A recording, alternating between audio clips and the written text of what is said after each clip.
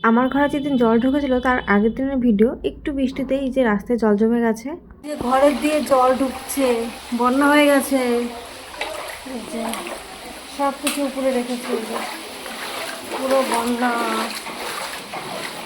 যে বন্যা হয়ে গেছে এই সাইডটা।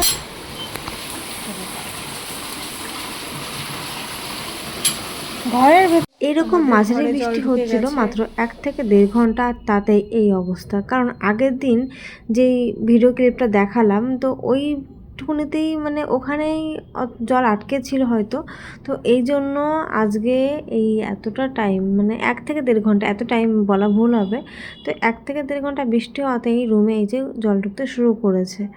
শুধু আমাদের রুমে না, আমাদের মানে নিচতলায় যারা আছে আমাদের এই এরিয়াটায়, তাদের প্রত্যেকটা রুমে জল ঢুকে গেছে।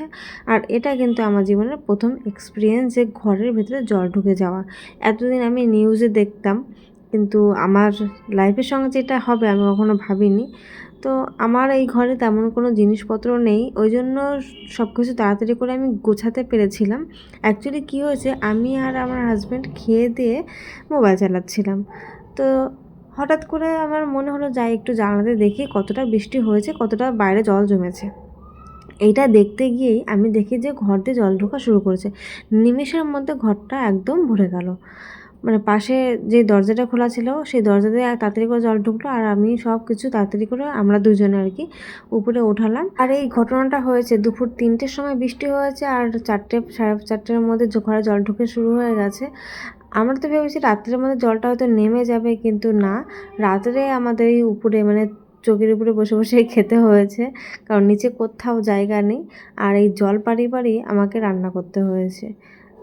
এই দিন ঘরে জল ঢুকেছে, তার পরের দিন দুপুর 12টা অবধি জল ছিল, তারপর ধীরে ধীরে জল সরতে আরম্ভ করেছে। এখন আমি ভিডিওটা এডিট করছি, আর এটা আগের দিনের ঘটনা। তো আজকে পুরোপুরি আমার রুম শুকনো আছে, আর আমরা যারা নতুন এখানে ভাড়া থাকি তাদের তো এই সম্পর্কে কোনো আইডিয়া নেই, ঠিক আছে। তো আমরা যারা নিচে আর কি ভাড়া রয়েছি তাদের সবারই একটুখানি, একটু না অনেকটাই বা বেশ ক্ষয়ক্ষতি হয়েছে, কারণ নিমেষের মধ্যে ঘরে জল ঢুকে গেছে। আমরা সারা রাত ধরে এই জলের মধ্যে ঘুমিয়েছিলাম কোনো রকমভাবে। পরের দিন সকালবেলা ওই জল পাড়িয়ে পাড়িয়ে কাজ করতে হয়েছে, কারণ রান্না খাওয়া তো আছেই। তোমরা একটা কথা শুনলে আমাকে পাগলই বলতে পারো। অ্যাকচুয়ালি যখন প্রথম প্রথম ঘরে জল ঢুকছিল আমার না খুব মজা লাগছিল। তারপর ধীরে ধীরে যখন জলটা একইভাবে রয়ে গেল পরের দিন দুপুর 12টা অবধি, তখন আমার খুব খারাপ লাগছিল। তাছাড়া আমার বেশ মজাই লাগছিল, বেশ নতুন একটা অভিজ্ঞতা। কিন্তু তারপরে যখন বৃষ্টি থেমে গেল আর জলটা ধীরে ধীরে নোংরা হতে শুরু করলো, না ঘরের ভেতরটা আর নোংরা হয়নি, অ্যাকচুয়ালি ড্রেনের জল, বাথরুমের জল তো থাকবেই, তো এই জন্য একটু ঘেন্না লাগছিল। তো এখন আমরা ভালো আছি, সুস্থ আছি। টাটা।